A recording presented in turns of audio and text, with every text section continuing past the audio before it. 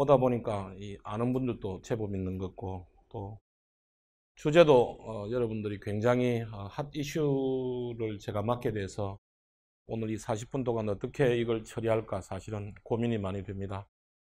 최근에 기업들이 여러분들 잘 아시는 대로 저성장, 저수익 구조 환경으로 이제 접어들기 시작을 하면서 예전보다도 내실 강화에 대한 욕구들이 굉장히 많고, 그러다 보니까 기업들마다 뭐 키워드는 좀 다릅니다. 어떤 기업들은 현장 중심의 경영을 해야 된다, 혹은 어떤 기업들은 자율 책임 경영을 해야 된다, 어떤 기업들은 역할과 책임을 강화해야 된다, 성과주의 경영을 해야 된다, 뭐 여러 가지 것들 이야기를 하고 있지만, 핵심들은 결국은 회사적인 차원에서도 마찬가지고 조직적인 차원, 개인적인 차원에서 열심히만 하는 것이 아니라 회사가 원하는 성과를 창출하는 그러한 조직과 개인들이 있으면 좋겠다라고 하는 게 아마 기업들의 CEO들이나 혹은 리더들의 공통적인 요구사항이 아닌가 싶은 생각이 듭니다. 이걸 바탕으로 해서 기업들에서는 최근에 들어와서 평가에 대한 이슈가 좀 더 많아지고 있는데, 오늘은 그 이슈들을 가지고 여러분들하고 같이 이야기를 좀 해보도록 하겠습니다. 제가 사전에 여러분들 질문사항들을 쭉 서치를 해보니까 굉장히 다양한 질문사항들을 갖다가 많이 해주셨는데, 특히 좀 실질적으로 돌아가서 써먹을 수 있는 성과 평가에 대한 이슈에 대한 해결 방안들을 좀 달라, 그리고 대기업 위주로 하지 말고 중소기업에서도 좀 써먹을 수 있는 그러한 프로그램들이 없겠느냐에 대한 이슈가 굉장히 많았었고요. 그 다음에 평가 제도 자체가 과연 필요한 것이냐, 없으면 안 되느냐, 뭐 최근에 들어와서는 GE 같은 회사에서는 평가 제도를 없앴다던데 진실이 뭐냐, 뭐 이런 이야기들도 많이들 하고 있고요.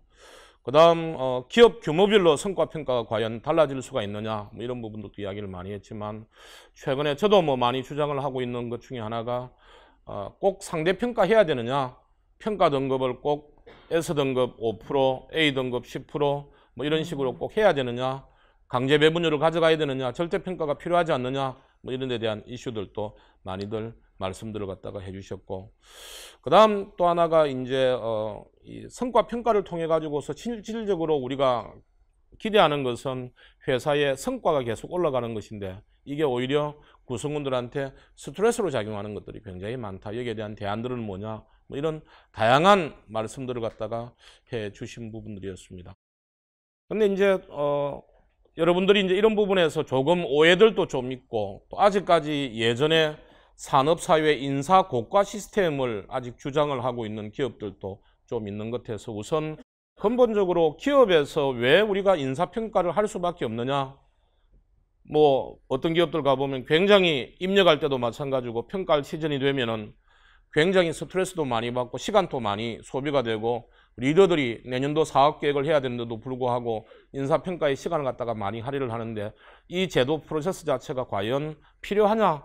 어떤 임원들은 가보면은 뭐 하는 이야기가, 이거 굳이 하지 않더라도 승진해야 될 사람이 누군지, 누가 일 잘하는지 이미 내 머릿속에 다 있는데 굳이 이렇게 형식적인 절차를 갖다 거쳐야 되느냐, 이런 아주 이상한 이야기 하는 사람들이 있습니다.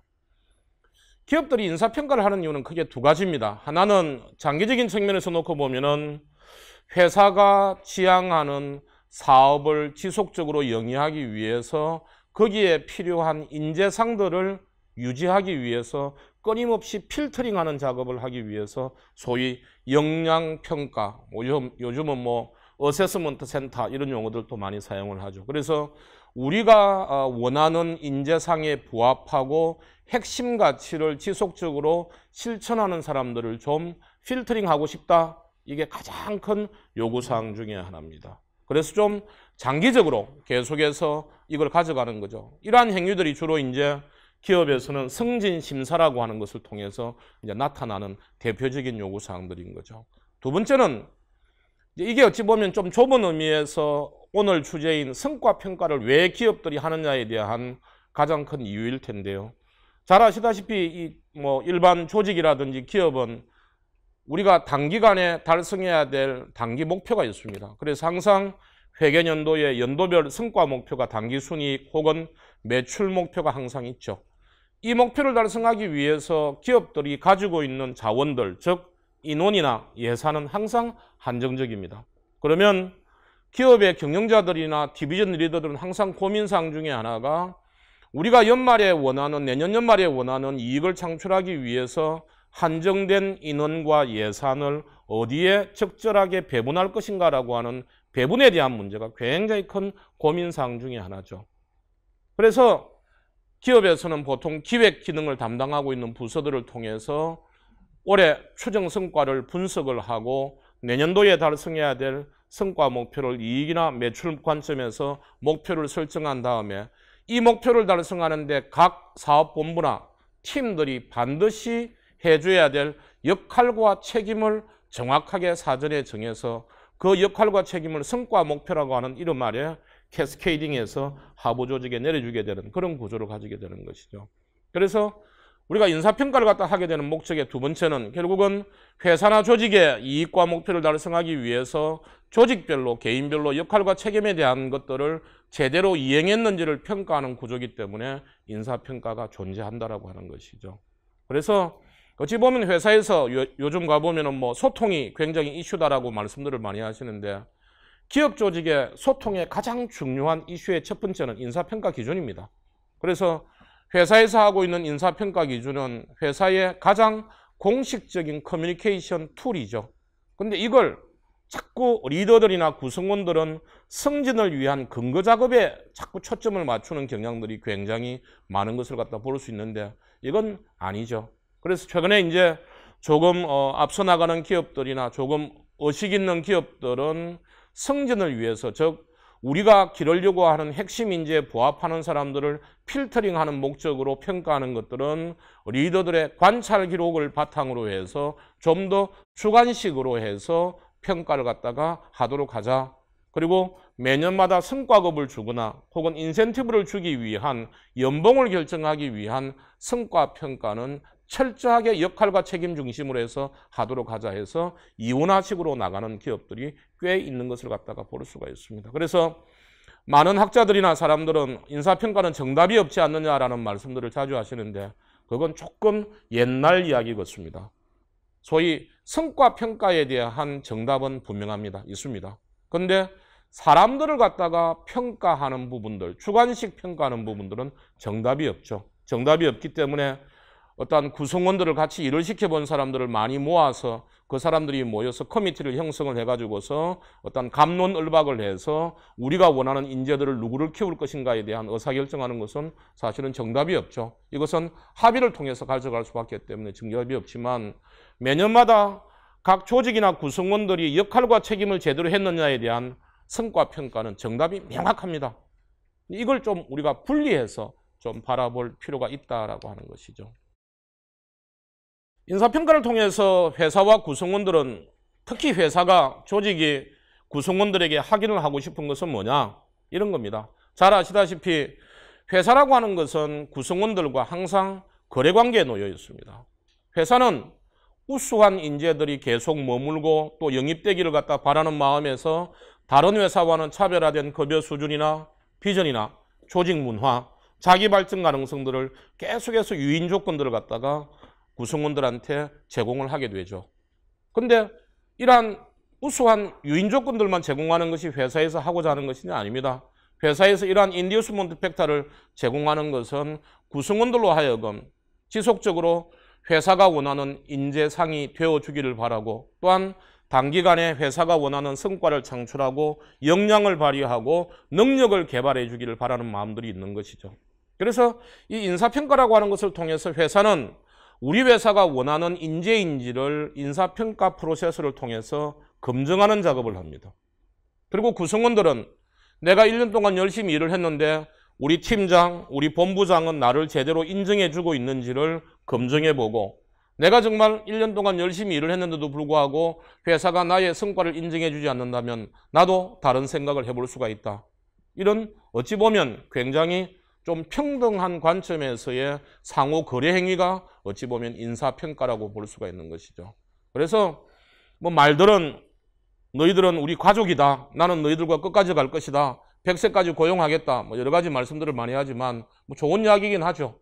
하지만 기업이라고 하는 것은 기본적으로 수익이 창출되지 않으면 기본적으로 코스트를 갖다가 창출을 갖다 할 수가 없는 부분들이기 때문에 결국은 우리가 같이 가자라고 하는 것의 전제 조건이라고 하는 것은 자신의 역할과 책임을 조직이 원하는 기준대로 해줄 때 이야기지, 그것이 성립되지 않았을 때 나는 너희를 복지 프로그램에 의해서 케어하겠다, 그건 난센스라고 저는 생각을 합니다.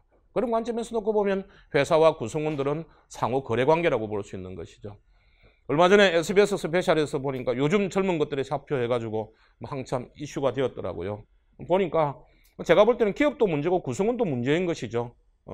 구성원들도 더 가보고 나니까 내가 생각하던 기업이 아니더라. 그럼 빨리 나와야죠. 그럼 제가 볼 때는 그건 맞다고 생각을 합니다. 그래야 또 기업들도 정신도 차리고 또 기업들 입장에서도 그러한 것들을 보고 정말 우수 인재들을 갖다가 이제 영입을 하기 위해서는 단순히 돈으로만 매수할 게 아니라 정말 일하는 토양, 문화를 제대로 열정적으로 할 수 있는 문화를 만들어주지 않으면 우수 인재가 오지 못하겠구나. 여러분들 보시면 알겠지만 첫 번째 인터뷰한 곽성훈 대리인가 그 친구가 인터뷰한 거 보니까 왜 그만뒀느냐라고 물어보니까 두 가지를 이야기하더라고요. 6년 동안 근무했는데 내가 발전되었는지 느끼지를 못하겠다. 그리고 회사가 미래에 나를 어디에다가 설지 감이 오질 않는다. 더 이상 내 인생 이렇게 소비할 수는 없다. 어디 간지 보니까 오키나와에 와서 스킨스쿠버 강사하고 있더라고요. 인터뷰했는데 보니까 정말 하고 싶은 일 하고 있어서 기분 좋다고 그러는데 저같이 나이 좀 든 사람들은 아직 정신 못 차렸구만. 뭐 이런 이야기를 또 할 것 같아요. 제가 볼 때는. 근데 기업에 HR 하시는 분들은 이 부분들을 굉장히 좀 심각하게 저는 받아들여야 된다고 생각을 합니다. 두 가지 관점에서. 하나는 기업도 정말 인듀스먼트 팩터를 제대로 좀 구성해야 되겠다. 예전에 인듀스먼트 팩터의 핵심은 샐러리였습니다. 하지만 지금 인듀스먼트 팩터의 핵심은 인바이런먼트입니다. 일하는 환경을 어떻게 갖추어질 것인가의 문제인데, 일하는 환경이라고 하는 게 단순히 하드웨어적인 측면이 아니라 소프트웨어인데, 소프트웨어의 핵심은 뭐냐? 리더들입니다. 저는 개인적으로 우리 한국 기업들이 제대로 성과를 내고 구성원들이 열정적으로 일을 하기 위해서 가장 핵심적으로 개혁을 해야 될 핵심 대상 과제는 상하 간의 민주화입니다. 지금 제가 볼 때는 가장 문제가 상사와 부하라고 하는 용어 자체도 문제지만 소위 팀장과 팀원, 본부장과 팀장이라고 하는 직책이 올라가면 더하죠. 훨씬 더 더하죠. 이 상하 간의 관계 자체가 계급 중심의 관계가 아니라 정말 역할 중심의 수평적인 관계로 바뀌지 않는 상태에서는 일하는 문화 자체가 아마 좌절감을 느낄 수밖에 없는 것들이 계속 강조되지 않겠는가, 이런 생각들이 좀 많이 듭니다. 그래서 그런 측면에서 어떤 회사에서는 좀 고민을 좀 해야 될 것이고, 구성원들도 고민 많이 해야 되죠. 그리고 HR 쪽에서는 구성원들한테 정확하게 컨트리뷰션 팩터가 뭔지 정확하게 이야기를 해줘야 될 것 같아요. 그래서 4원 정도가 되면은 진짜 구성원들은 캐파빌리티를 정확하게 좀 회사가 요구하고 있는 캐파빌리티를 개발을 할 수 있도록 하고, 대리예산 차장 정도가 되면 역량을 갖다가 발휘할 수 있도록 진짜 일머리를 갖다가 어떻게 제대로 내가 밟아 나갈 것인가 갖다 고민하도록 만들어주고, 파트장이나 팀장이나 본부장이 되면 철저하게 성과를 책임질 수 있도록 트레이닝을 시키는 이러한 부분들이 좀 돼 가야지만이 구성원들도 좀 정신을 좀 차려야 되는데, 아직까지 우리나라는 조직의 어떤 구성원들과 조직 간의 관계 자체가 대단히 페밀리즘에 입각해 있는 것 같아요. 네가 내한테 그럴 수가 있느냐? 좀 봐주십시오. 저 아직까지 갈 데는 없는데 퇴직은 할 건데 3개월 동안 좀 월급 좀 주십시오. 회사가 인간적으로 그 정도는 해줄 수 있는 것 아닙니까? 대단히 뭐라 그럴까요? 프로 정신이라 그럴까요? 직업관이라 그럴까요? 그런 것들이 굉장히 좀 제가 볼 때는 문제가 많다고 생각을 합니다. HR 쪽하고 라인 매니저들이 제가 볼 때는 좀 책임을 좀 져야 되지 않겠는가, 그런 생각들을 갖다가 좀 해봅니다. 예전에는 일 잘하는 사람을 판단하는 기법들이, 예전에는 근무평정 같은 것도 있었죠.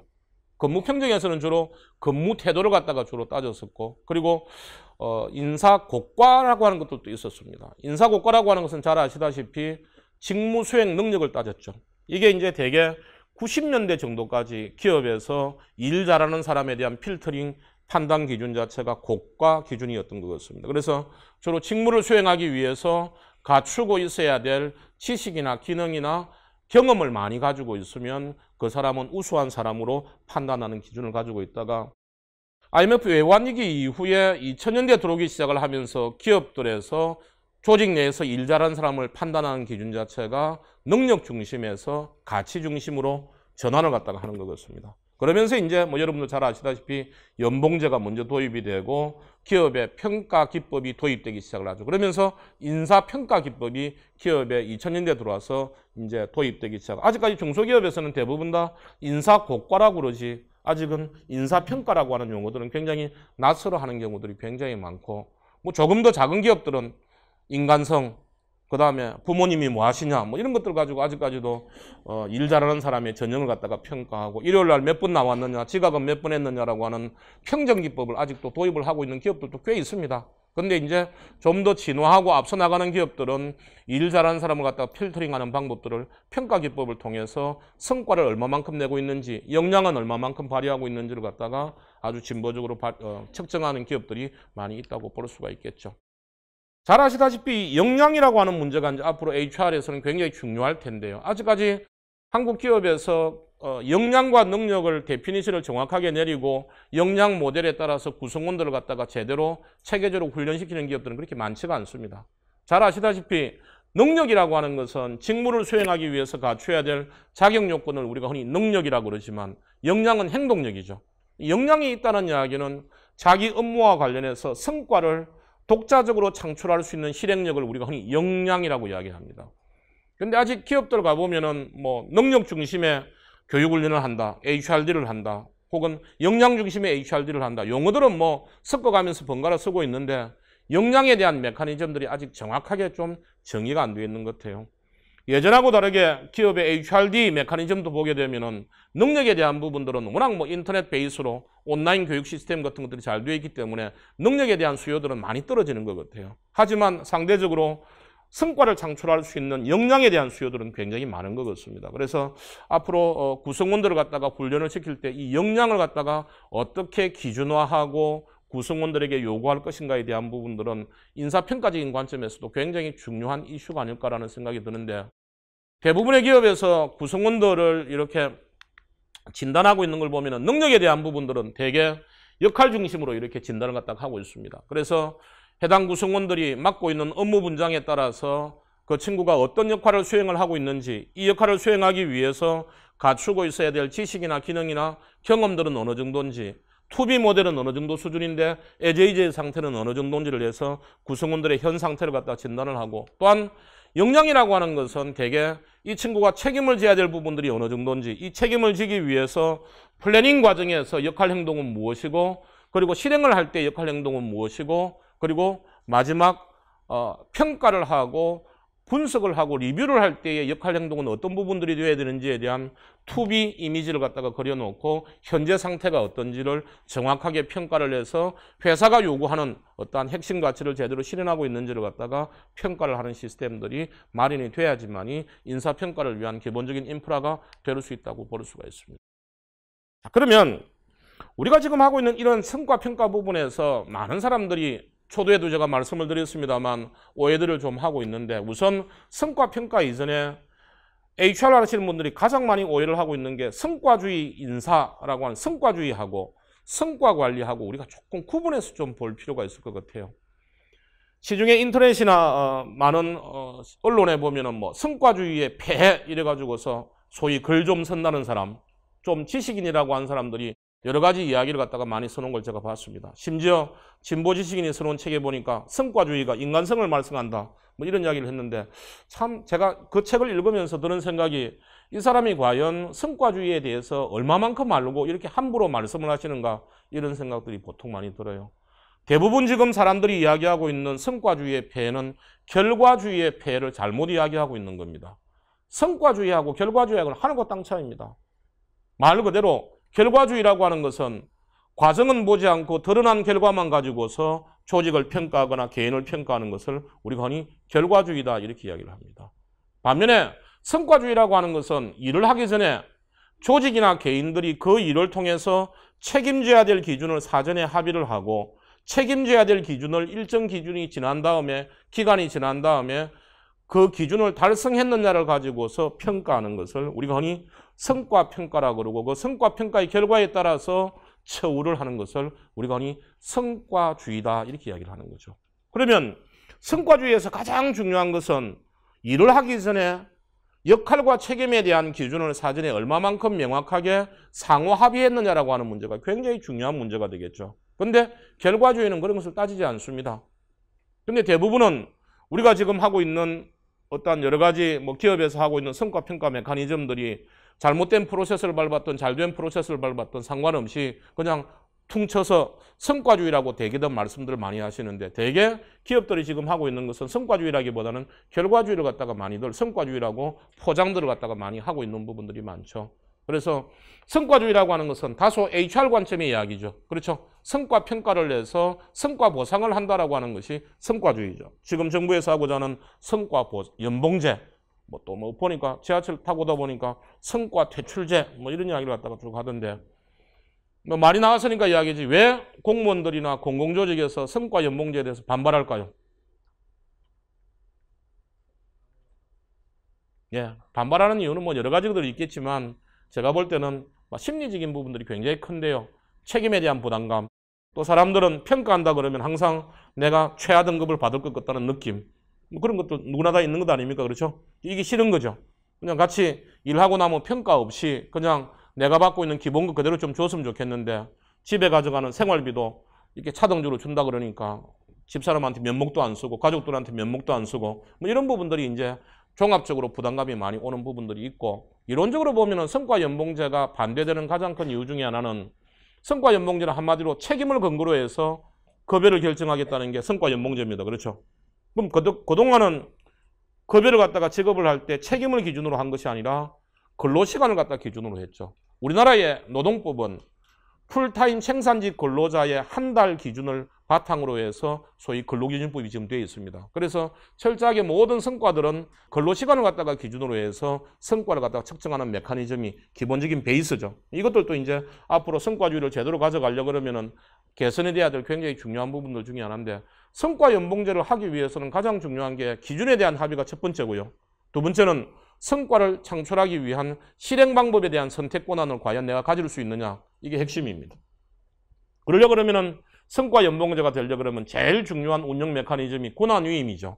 근데 과연 우리나라 기업에서 권한위임을 제대로 하고 있는 기업들이 과연 있을 것인가? 이제 이런 부분들이 핵심 이슈로 될 수가 있겠죠. 그래서 지금 이제 반대를 갖다가 많이 하는 거죠. 성과 관리라고 하는 것은 일하는 방식입니다. 우리나라에서 보통 퍼포먼스 매니지먼트 그러면 일하는 방식으로서 성과 관리 방식에 반대되는 말은 방침 관리 방식입니다. 그동안 우리는 매년 초마다 경영 방침을 기준으로 해서 CEO가 경영 방침을 발표하면 그 경영 방침에 입각해서 본부별로, 팀별로 회사의 방침과 연동해서 우리 팀이나 본부에서는 어떤 과제를 해야 될 것인가 전략 과제를 도출을 하고 목표를 설정을 하는 방식을 주로 일을 해왔죠. 이걸 우리가 흔히 방침 관리라고 이야기를 합니다. 성과 관리는 방침 관리가 아니라 우리 조직이 업무 수행을 통해서 혹은 경영을 통해서 연말에 책임져야 될 목표가 뭔지를 사전에 정해두고 역으로 그 목표를 달성하기 위해서 한정된 자원을 가지고 전략 과제를 어떻게 선택과 집중할 것인가를 고민하는 방식이 우리가 흔히 성과관리 방식이라고 합니다. 그래서 성과관리라고 하는 것은 일하는 방식의 하나의 핵심이죠. 그래서 성과주의라고 하는 것은 주로 평가나 보상이 초점이 많이 맞춰져 있다면 성과관리라고 하는 것은 팀장과 팀원, 본부장과 팀장 간의 소위 일을 하는 프로세스가 초점이 되어 있는 것이 성과관리다. 이렇게 볼 수가 있는 겁니다. 자, 그러면 사람들이 생각하고 있는 성과평가에 대한 여러 가지 이야기들을 들어보면 굉장히 부정적인 인상들이 굉장히 많습니다. 그죠? 여러분들이 다 아는 이야기들이죠. 그리고 이러한 그로 인해서 성과평가에 대한 오해들이 굉장히 많습니다. 성과평가에 대한 정답은 없다. 평가라고 하는 것은 본질적으로 부정적일 수밖에 없는 것 아니냐. 또 평가 피드백이라고 하는 것은 단순히 그냥 일방적인 통보 아니냐. 그리고 피드백이라고 하는 것은 마음에 안 드는 팀원들의 잘못을 호통치는 일종의 공식적인 프로그램 아니냐. 이런 식의 소위 성과평가에 대해서는 굉장히 부정적인 인식들이 많은데 가장 부정적인 인식이 많은 것 중에 하나가 목표에 대한 합의가 사전에 안 되었다는 게 제일 많습니다. 오늘 또 오전에 어느 기업들 인터뷰를 갔다 왔는데 팀장입니다. 근데 성과평가에 대해서 어떻게 생각하십니까? 라고 물었더니만 평가는 받아야죠. 근데 평가 받기 위한 목표에 대해서 제가 합의한 적이 한 번도 없습니다. 건당 일봉적으로 준 것밖에 없습니다. 그리고 그 목표를 달성하기 위한 실행 계획에 대해서도 제가 의사결정할 수 있는 것은 거의 없습니다. 근데 결과는 저보고 책임을 지라 그럽니다. 뭐 이런 것들이 이제 어떻게 보면 성과 평가를 갖다가 시니컬하고 또 굉장히 부정적으로 바라보는 이유들이 아닌가 이런 생각들이 많이 듭니다.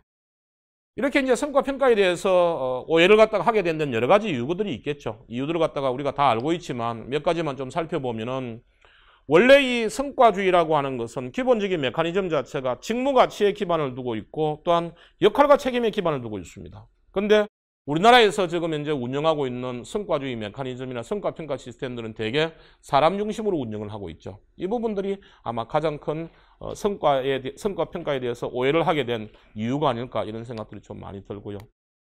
그리고 이제 현행 노동법 자체가 아까도 말씀을 드렸지만은 지금 현행 노동법은 제조업에 근무하고 있는 풀타임 생산직 근로자를 모델로 해서 마련이 된 겁니다. 그래서 성과 보상이 된 것도 철저하게 근로시간의 길이로 기준을 해서 마련이 된 것이기 때문에 지금 우리가 정말 연봉제 혹은 성과 보상, 성과 평가라고 하는 개념들이 제대로 적용되려고 그러면은 사실은 이 노동법 체계의 근본적인 수정들을 갖다가 우리가 해야 되겠죠. 그리고 근로시간 중심의 보상에 익숙한 구성원들은 이 성과 중심의 평가와 보상에 굉장히 부담감, 책임감을 가져갈 수밖에 없습니다.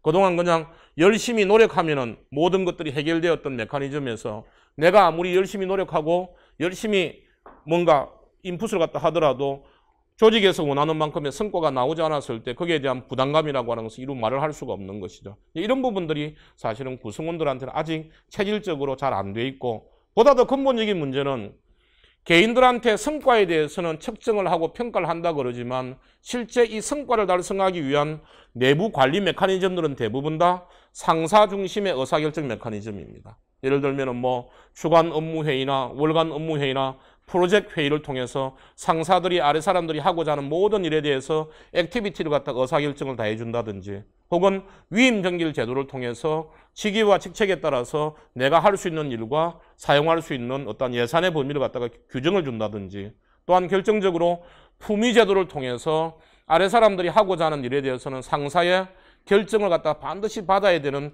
시스템들이 아직은 우리나라의 대부분의 조직들의 경영관리 시스템으로 남아있는 상태입니다. 이 부분하고 어떤 조직의 성과에 대해서 개인이나 조직별로 평가를 해서 보상을 하겠다는 부분하고가 굉장히 좀 안 맞는 거죠. 그래서 좀 크게 보면은 외부적으로 보면은 노동법 자체가 아직까지는 제조업 베이스로 근로시간 중심으로 되어 있고 또한 회사의 경영관리 시스템 자체가 철저하게 상사가 아래 사람들의 모든 액티비티에 대한 의사결정을 할 수 있는 구조로 되어 있는데 평가 제도나 보상 제도는 철저하게 책임을 묻는 식으로 되어 있으니까 이게 뭔가 앞뒤가 좀 잘 안 맞고 일관성이 좀 없다라고 하는 생각이 드니까 사람들이 논리적으로 일목요연하게 반발은 하지 못하지만 뭔가 좀 안 맞다는 생각이 좀 들죠. 물론 뭐 그렇다고 해서 구성원들이 잘했다는 이야기는 아닙니다. 이 부분을 어떻게 좀 해결할 것인가라고 하는 부분들이 앞으로 우리 HR에서도 고민을 좀 해야 되는 부분입니다. 그래서 사회적으로는 노동법들을 갖다가 좀 더 디지털 시대에 맞도록 그리고 성과 중심의 시대에 좀 맞도록 지식 중심의 시대에 좀 맞도록 어떻게 개선할 것인가에 대한 담론들이 활발하게 좀 돼야 될 것이고 회사적인 차원에서는 어떤 HR에 국한되어 가지고서 평가와 보상 부분을 갖다가 논의하기보다는 회사 전체의 경영관리 시스템 자체를 갖다가 어떻게 라인 매니저들이 구성원들과 함께 새롭게 바꿀 것인가라고 하는 부분들이 좀 논의가 좀 돼야 됩니다. 지금은 아까도 말씀을 드렸지만 철저하게 실행하고자 하는 과정에 대해서 상사가 의사결정해 주는 시스템입니다. 그죠? 철저하게 과제관리 혹은 방침관리 시스템이 회사의 근간입니다. 그런데 성과관리라고 하는 것은 뭡니까? 조직이나 개인들이 책임져야 될 성과 목표를 사전에 합의하고 실행하는 방법에 대해서는 상사가 코칭해 주고 나면은 실행하는 행위는 하부 조직들이 철저하게 자율적으로 하는 시스템이 성과관리 아닙니까? 그렇죠? 말은 좋죠. 근데 실질적으로 돌아가는 프로세서들은 철저하게 상사들이 개입할 수밖에 없는 프로세스가 지금도 계속되는 상태에서 결과에 대한 책임을 지라 그러니까 뭐 또 반발하면은 그만두라 그러니까 말은 못하고 예하지만은 돌아서면은 속이 아픈 거죠. 그래서 잘 되는 것은 소주집밖에 없는 거죠. 계속해서 그럴 수밖에 없는 구조인 거죠.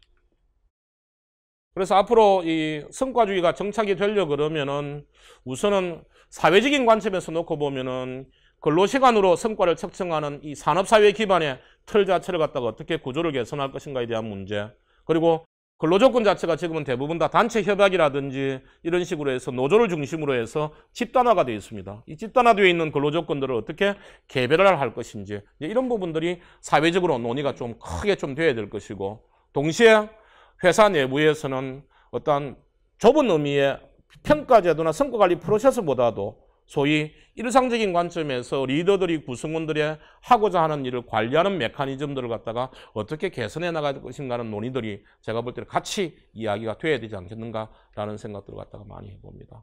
이 성과주의에서는 구성원들의 육성들이 굉장히 중요합니다. 그렇죠? 성과를 창출하기 위해서는 성과를 내는 선행 과정이 굉장히 중요하기 때문에 구성원들의 역량을 갖다가 육성하는 것들이 굉장히 중요한 과제인데, 역량 부분들은 대개 능력으로 포장이 되고 역량에 대한 메커니즘은 제대로 작동이 안 됩니다. 이 구성원들의 역량을 갖다 제대로 작동시키기 위해서는 가장 중요한 메커니즘이 리더들의 코칭이죠. 근데 리더들의 코칭은 제대로 이루어지지 않는 상태에서 구성원들은 방치되고 있는 것이 작금의 상황이죠. 그리고 성과주의에서는 이 평가 보상이라고 하는 것은 사실은 일부분입니다.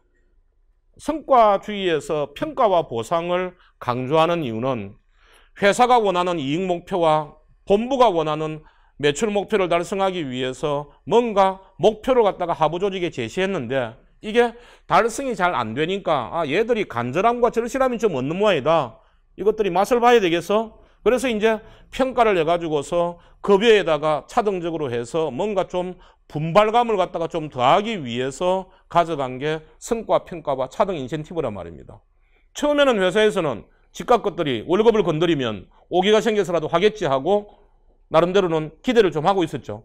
근데 이게 생각만큼 잘 안 된단 말입니다. 잘 아시다시피 환경 부분들도 뒷받침이 돼주지도 않고 또 뭐 저성장 저수익 구조 이렇게 하니까 이게 쉽지 않단 말입니다. 그러다 보니까 기업에서 고민을 하기 시작한 게 이게 평가만 가지고 협박할 문제만은 아니다.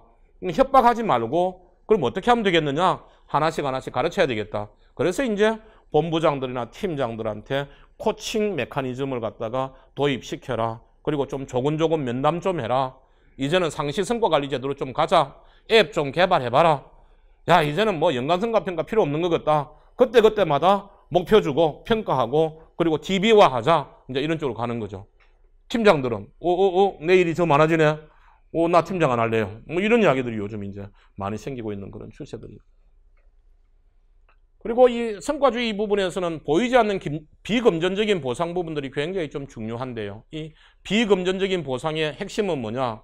자기가 하고 있는 일에 대한 가치, 그리고 성장, 이런 부분들이 사실은 굉장히 중요한데 아직까지도 우리는 보상이라고 하는 것들을 갖다가 자꾸 금전적인 부분에만 한정해서 바라보는 경향들이 굉장히 많은 것 같아요. 근데 요즘 보니까 청년 세대들이라든지 요즘 입사하는 사람들이 굉장히 중요하게 생각하고 있는 것은 급여는 좀 적어도 괜찮은데 내가 그 조직에서 한 3년 정도 근무하면 정말로 내가 배울 게 있는지 성장할 수가 있는지에 대해서 굉장히 중요한 가치를 두더라고요. 근데 이런 부분들은 오히려 입안하는 사람들, HR하는 사람들이 과거 세대라서 그런지 모르겠지만 아직도 눈에 보이는 금전적인 부분을 갖다가 팩타로 해서 성과주의를 갖다가 기록하는 그런 부분들이 많은 것 같아서 그런 부분들이 아마 성과평가에 대한 오해를 하게 된 계기가 아니겠는가 이런 생각들이 많이 듭니다. 그래서 최근에 이러한 내용들을 보면은 이제 성과관리나 성과평가에 대한 흐름들이 그럼 어떻게 변해가고 있느냐? 저도 뭐 딱히 이렇다라고 주장은 못하겠습니다. 왜냐하면은 워낙 스펙트럼이 다양하기 때문에. 물론 이제 일부 대기업들이 주도하고 있는 것은 흐름 자체가 예전에는 주로 주관부서하고 제도 중심으로 주로 평가가 주로 많이 이루어졌다면 앞으로는 현업에 있는 임원들이나 팀장들 중심으로 해서 운영 중심으로 가야 되겠다. 뭐 흐름의 방향은 이쪽으로 가고 있는 것 같아요. 근데 아주 소수 기업들이 지금 이제 가고 있습니다. 여러분들이 뭐 월간 인사관리나 이러한 잡지를 통해서 소개되고 있는 기업들도 쭉 보시겠지만 이런 조직들을 보면은 상위 리더와 하위 실행자 간의 성과 코칭 메커니즘을 기반으로 하는 실질적인 성과 창출력을 어떻게 하면 도모할 것인가를 갖다가 고민하는 그런 기업들이죠. 이런 것들은 이제 평가 껍데기 같은 것은 필요 없다. 실질적인 것들이 중요하다라고 이제 깨달은 기업들이 가져가고 있고 여전히 97%는 이쪽이죠.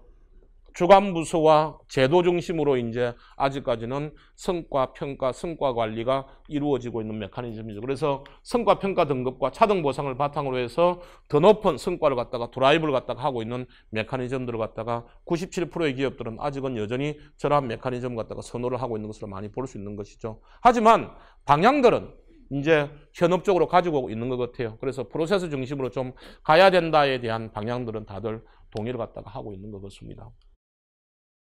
그래서 이제 앞으로 우리가 좀 지향해야 될 것은 평가 제도 부분들은 앞서 제가 말씀드렸던 대로 회사가 원하는 경영 성과를 창출하기 위해서 한정된 자원을 감안을 해서 조직별로 개인별로 역할과 책임을 전략적으로 배분하고 이를 제대로 달성하였는지 성과를 평가하는 회사의 공식적인 커뮤니케이션 채널로 좀 인식할 수 있도록 평가 제도들을 갖다가 운영하는 것들이 좀 필요할 것 같고요.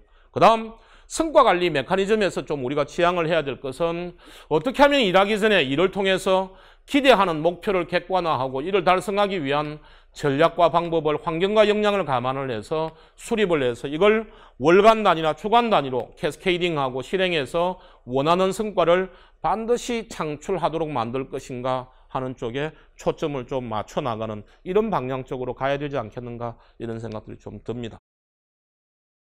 글로벌 기업들도 뭐 이 방향으로 가는 것 같아요. 그래서 여러 서적들이나 혹은 뭐 세미나에서 발표되고 있는 글로벌 기업들의 방향들을 보게 되면은 대체적으로 제가 생각하고 있는 방향대로 가는 것 같습니다. 그래서 서열화나 등급화보다는 오히려 코칭이나 개발적으로 좀 지향을 갖다 해야 되는 것이고 성과관리 과정도 연간에 정해진 시기나 정형화된 운영보다는 일상화된 평가자와 평가 대상자의 소통과 대화, 면담 이 부분을 갖다 강조하는 쪽으로 많은 기업들이 가고 있는 거기도 하고 그 다음에 이 평가 등급과 보상 차등의 강한 연계를 갖다가 하는 것들을 오히려 자율성을 갖다 강화하고 평가 등급을 상대 평가에서 절대 평가로 가져가는 이런 메커니즘도 최근에 큰 흐름들로 글로벌 기업들이 많이 가져가고 있는 것으로 볼 수 있습니다. 그래서 최근에 글로벌 기업들이 가져가고 있는 방향은 크게 두 가지죠. 하나는 평가 제도를 중점적으로 운영하기보다는 성과를 달성하기 위한 평가는 당연히 하겠죠.